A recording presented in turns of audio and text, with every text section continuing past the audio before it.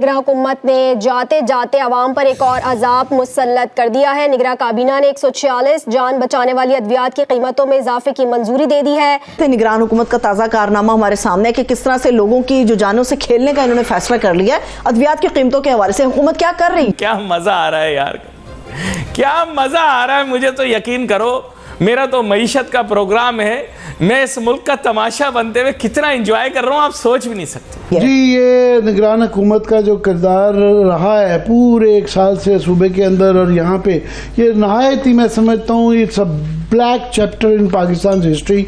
भाई मैं असल में एक बात आपको बताना चाहता हूँ कि मोटरसाइकिल के ऊपर गाड़ी का हॉर्न लगा लेने से मोटरसाइकिल गाड़ी नहीं बन जाती। कहने को तो हम मुसलमान और ये मुस्लिम मुआशरा, लेकिन यहाँ जान बचाने वाली 100-800 रुपए वाला इंजेक्शन 3500 में फरोख्त हो रहा है। ये क्या हो रहा है, मुझे समझाओ।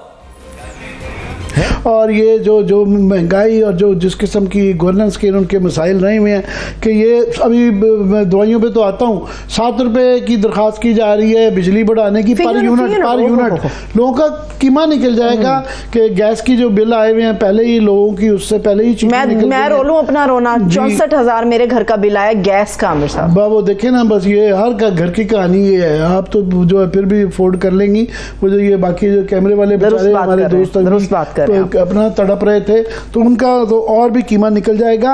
अब जाते हुए ये देखें, एक बड़ी ही कंट्रोवर्शियल एक फैसला करके गए हैं कि ये 90,000 से ज़ायद रजिस्टर्ड अद्वियात जो है की कीमत का तयन जो है अब वो प्राइवेट कंपनियां करेंगी। जो है ये हुकूमती कंट्रोल इस पे से ख़त्म कर दिया गया है कि ये वही जो कि बना रही हैं दवाइयाँ, उनके पास ही फैसला आ गया है कि 90,000 जो दवाइयाँ हैं वो खुद ही अपनी मर्ज़ी से जो मर्ज़ी उसका कीमत का तयन करें। और पहले ही दवाइयों का प्रॉब्लम रहता है, बहुत महंगी हैं और पाकिस्तान का एक बहुत बड़ा मसला है। अब ये जाते वक्त पता नहीं क्या एक मदर पिदर आज़ाद किस्म के फैसले किए जा रहे हैं। 4 रुपए वाली दवाई जो है वो 40 रुपए में मिलेगी, मगर हुकूमत कुछ नहीं कहेगी। ड्रग एक्ट 1976 का जो सेक्शन 12 है उसके अंदर जो है फाकी काम को अवामी मफाद में ऐसे फैसले देने का पहले फैसले का इख्तियार था पहले। तो अभी ये जो बड़ा मुबैन सा नोटिफिकेशन जो आया है, इसके बाद फार्मास्यूटिकल कंपनियों को अद्वियात की कीमत तय करने की इजाज़त मिल गई है। इंडिया में 5 कंपनियां हैं जो मेडिकल सर्विस प्रोवाइड करती हैं। हम क्यों नहीं करते? हमारा एक्सपोर्ट टेक्सटाइल यही ले ना। हमारे वो सो कॉल्ड बिरादर मुल्क के बंदे क्यों नहीं आते हमारे पास? अब बताए ना, हम बन गए security state. Atom bomb India को बांट दो, Azad Kashmir, Taliban, Russia, cold war, ये वो ये, तो कौन आएगा ऐसी जगह पर? क्योंकि मुझे ये नहीं पता कि कल यहाँ बम कब फटेगा और स्टेबिलिटी नहीं है। तो फिर मैं कहता हूँ यार, कल को साला पता नहीं दफ्तर खुले नहीं खुले, बिजली आए नहीं आए, तो मेरा सारा कंप्यूटर सिस्टम उड़ जाएगा। आप समझिए क्या कह रहा हूँ? तो हमें मिलता है लेफ्ट ओवर काम इंडिया का। ओ भाई चंदा, तुम तो पार्टी नहीं हो ना, तो तुम क्यों उस पंगे में घुसे हो इस वक्त? अगर जंग तुम कर नहीं सकते, अपराइजिंग भी हुई तो वो आपके साथ नहीं आएंगे, तो तुम्हारी क्या तकलीफ है? तुम क्यों कश्मीर करते हो? तुम ये कहो हमारी मोरल सपोर्ट है, पर इंडिया के साथ ट्रेड रिलेशन में, इकोनॉमिक रीजन में क्या तकलीफ है तुम्हें?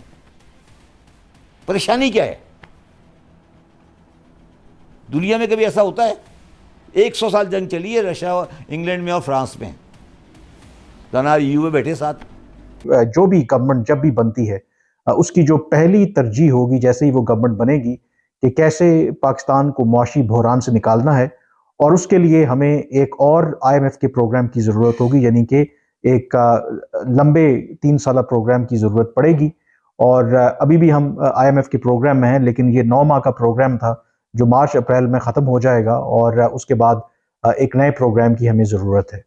तो ख़बर जो मैं आपके साथ शेयर करना चाहता हूँ कि क्या जो नई गवर्नमेंट आएगी, IMF क्या उसके साथ नेगोशिएट करना चाहेगा?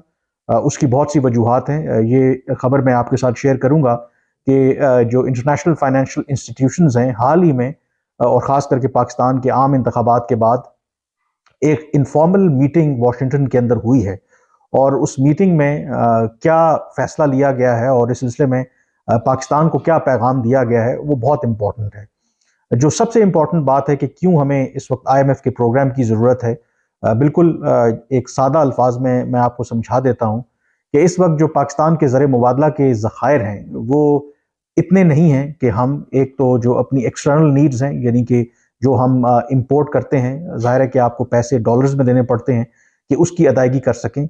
एंड दूसरा जो सबसे इम्पोर्टेंट बात है कि जो हमने बैरूनी अदायगियाँ करनी हैं आइंदा आने वाले सालों में, अगर आप अगले 3 साल के अदाद-ओ-शुमार देखें जो कर्ज़ों की मद में हमने पैसे वापस करने हैं, ये कोई मिला के 70 या 75 बिलियन डॉलर्स बनते हैं। तो आप अंदाज़ा कर सकते हैं कि हर साल हमें तकरीबन 23 से 24 अरब डॉलर चाहिए, जो हमने सिर्फ अपने जो कर्जे हैं उनको उतारना है। तो हमारी जो इस वक्त बरामदात हैं वो इतनी नहीं है कि ये ज़रूरियात जो हैं वो हमारी पूरी कर सकें।